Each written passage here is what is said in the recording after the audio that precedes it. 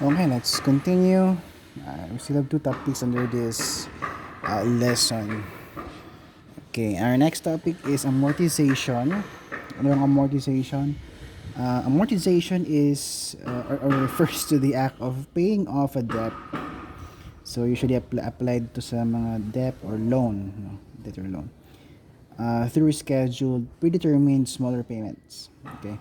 In almost every area where the term amortization is applicable, these payments are made in the form of principal and interest. Okay, principal and interest.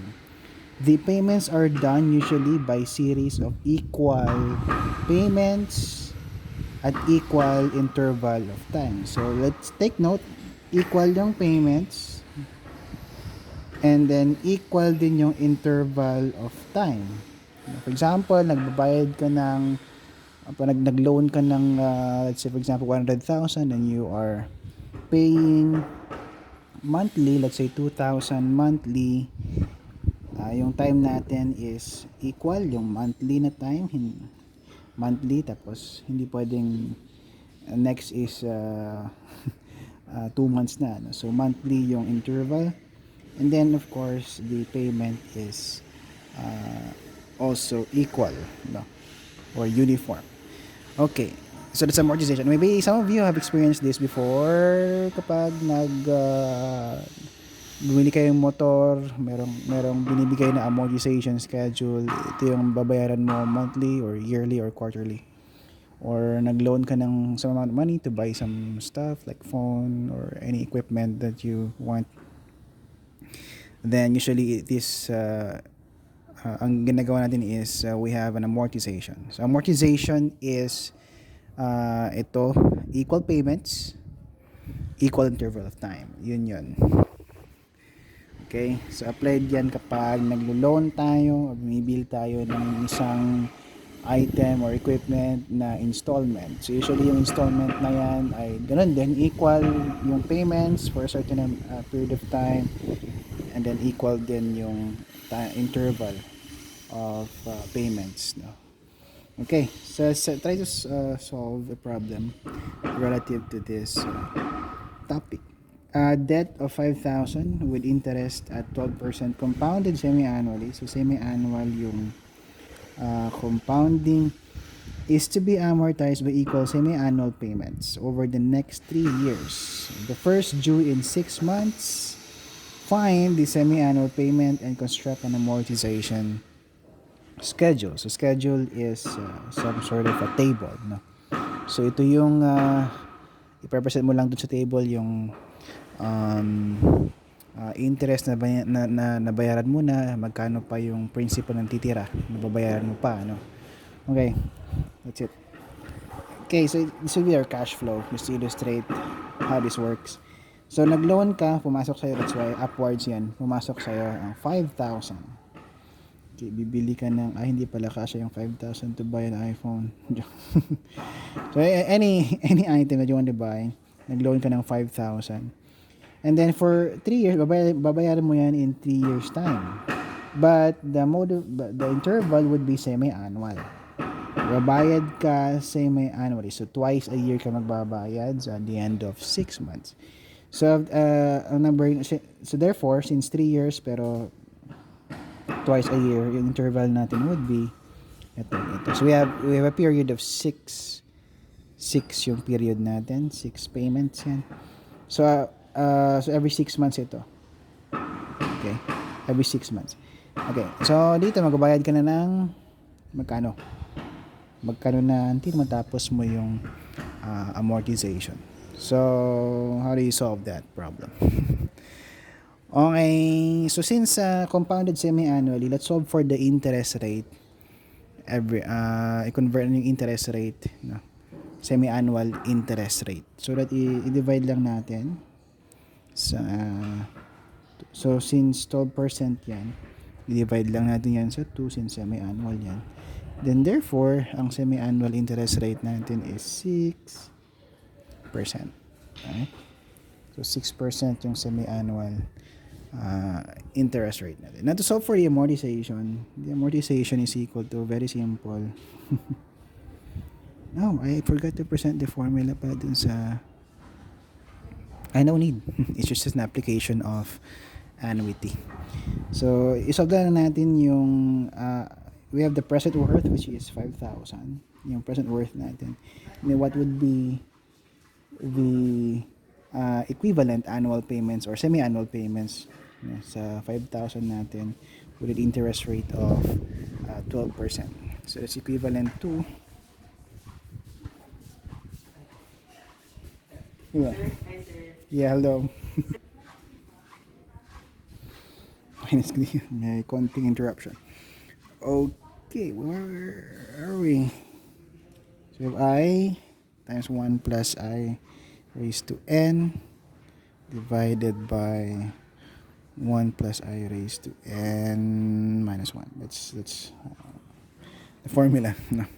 So you're just solving for the equivalent annual or periodic payment, I should say. Hindi siya annual, ano. Periodic payments for this worth na 5,000. That is now the amortization. So we have, let's just adjust it a bit. 5,000 yung present worth natin, and we have an interest rate of 12%. And is how many? 6 na yung n natin since 3 years siya, pero twice a year yung period natin. So 1 plus 0.06. I'm sorry. This should be 0.06. 6% para. I'm sorry. Minus 1. Okay. So the amortization is equivalent to, we have 1,016.82 pesos. So yan yung PHP. Yan yung amortization natin. Yan yung babayaran natin twice a year, every 6 months na. For 3 years. Para mabayaran natin yung inutang natin na 5,000 pesos. Now the problem also requires us to construct an amortization schedule.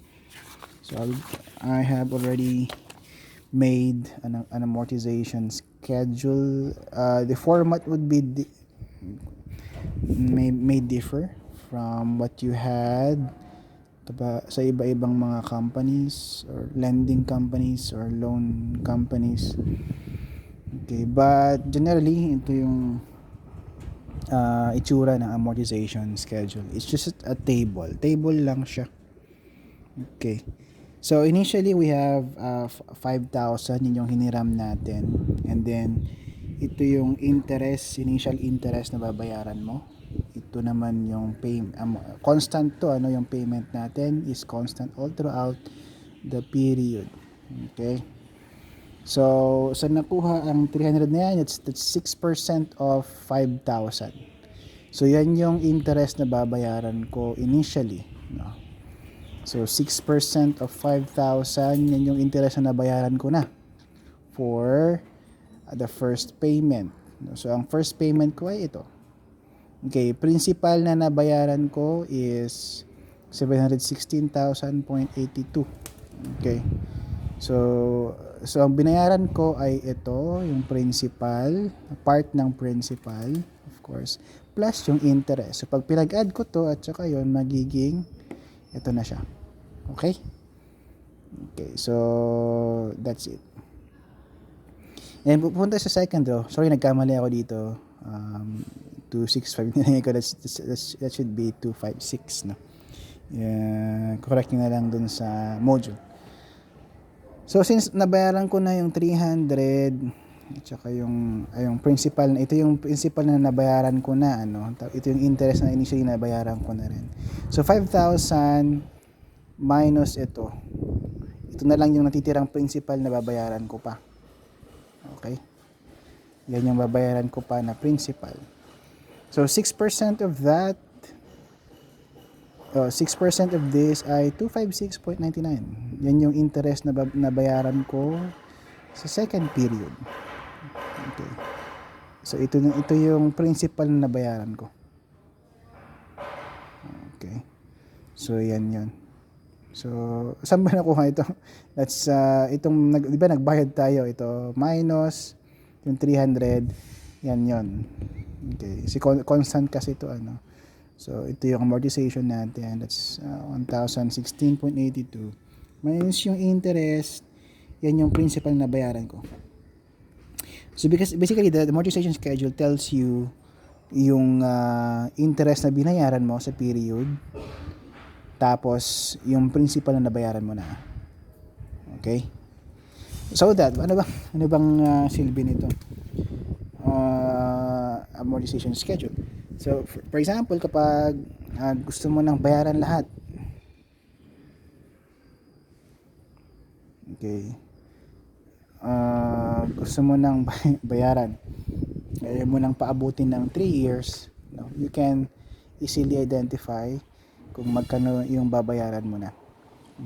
Halimbawa, hanggang ano lang, 1 year lang pala ang gusto mo, meron ka ng pera to pay, then so at the end of the year or the second period, gusto mo nang bayaran lahat, so you can easily compute yung remaining balance or remaining interest at principal na babayaran mo pa. Okay, so yan that's amortization. So very simple lang naman, no? It's just an application of annuity. Ito. So makamemorize na rin yung formula natin for annuity. Okay? So yan yung annuity. Let's continue with the next topic. I think finally we're done with chapter 2 after this topic. Okay, so chapter 2. I think that's the longest chapter among all the chapters that we have in this particular course or subject. Okay. So we have, our next topic is uniform arithmetic gradient. Ano ba itong uniform arithmetic gradient? So when we say gradient, what do you mean by gradient? Kapag grade, from the term grade, for grade or gradient, maybe you've encountered this term before in analytic geometry. We analyze slopes. So it basically means slope, no? Pag may slope, ibig sabihin inclined yung surface or line. Okay, so ando na meron na dito sa video yung example natin. So uniform yung slope niya, so hindi siya erratic, so may slope siya, no? So, ano ba yung application nito sa subject natin? So, in certain cases, economic analysis problems involves receipts or disbursements that increase or decrease by a uniform amount each period. So, it can increase or decrease by a uniform amount each period. For example, maintenance and repair expenses on specific equipment or property may increase by a relatively constant amount each period. This is known as a uniform arithmetic gradient. So if you can still remember our examples before, in capitalized cost, in the replacement cost is the same sa initial cost nun, sa cost niyan. So for example, I have an equipment that costs 100,000 pesos. So, i-replace ko yun after 10 years and I will assume na ang cost nun ay 100,000 pesos pa rin. But that's not really the case most of the time. Ano? The price may increase. Okay, or decrease. That depends on the situation. So, the price might increase. So, ito yung application ng arithmetic gradient. So, every 10 years, for example, yung replacement, then I can assume a certain amount of increase in terms of the price, no? So and then the following 10 years mag-increase ulit for a certain amount. So I think this is more realistic when we apply it in capitalized cost computations, no? Especially for maintenance cost and operating cost, no? Because sometimes when you deal with operating cost naman, kapag may mga nag-increase kasi yung mga value ng materials, minsan if you need some materials for the operations, then the value or the amount, the cost or the expenses to buy materials for the operating cost might increase. So you can assume an increase every period. No? So I think that would be more realistic or safer in terms of economic or financial analysis, rather than assuming it to be constant. The amount will be constant all throughout the analysis or cash flow or the periods, no, the remaining periods. Okay, so that's the application of this arithmetic gradient. Suppose that the maintenance expense on a certain machine is 1,000 at the end of the first year. Let's have a bit of example here. The first year, increasing at a constant rate of 500 each year for the next 4 years. So yung maintenance expense, siguro nag-i-increase yung sweldo ng mga tao or mga laborers natin or mga experts natin to maintain the machine. So every year nag-i-increase siya ng 500 pesos. So this would be the cash flow of that. So initial year natin is, first year natin is 1,000. So and then second year magiging 1,500 siya. Third year magiging 2,000, magiging 2,500 and so on. So it increases at 500 na interval. Now, if you try to analyze this, we can simply divide this into two cash flows. No? So how do we divide this? So simple lang naman. Let's say this is 1,000. Doing the straight line. This is straight. Divide natin ng dalawa. Isang uniform or constant yung ito. So maging uniform siya ganyan. So plus itong triangle. Okay, itong triangle plus ito rectangle. Okay? So that we can separately analyze the conditions. Okay, that's usually the case. So pwede na naman na I think we have an example later on na decreasing yung one. So let's just discuss it on that particular problem. So the cash flow would be yan. So ito ay equal din siya dito. Okay, so the annuity here, since we started at this point, then 1,000 yan, 1,000 all throughout. Since doon naman 500 to, no? N is 5, so nag-increase siya. So if G is 500, G is the gradient amount, I should say. G is known as the gradient amount. Okay, so G, and then we have 2G, 3G, and minus 1G. I hope that is clear in the video. Yep. Okay. So that the present, if you're solving for the present worth, you may also solve for the future worth. So the present worth then is equal to, if we divide this into two cash flows, then we have PA, ito, plus PG. So yung present worth, lahat nitong uniform payments na ito, plus yung present worth ng mga ito. Okay? That's it. So but the problem with ito, mayroon tayong formula to solve. No? The problem with this is that we have to derive a formula such that ito, kung hindi siya mag-derive, pwede din isa-isahin. So i-transfer natin ito papunta doon sa present, ito papunta sa present, ito papunta sa present, ito papunta sa present. Okay, so that's how we deal with it. So we already have a formula for this. We have discussed it before. Present worth ng annuity, parang sa amortization din yan kanina. So ito na yon, present worth. Problema, we need to derive our formula for this particular case. We solve for the present worth of this gradient amounts. So isa-isahin natin yan. Ito parang ganito. So ano yung present worth nitong ito, present worth nito, and then later on we are going to arrive with this particular formula. Ito na yung formula natin. That's quite long.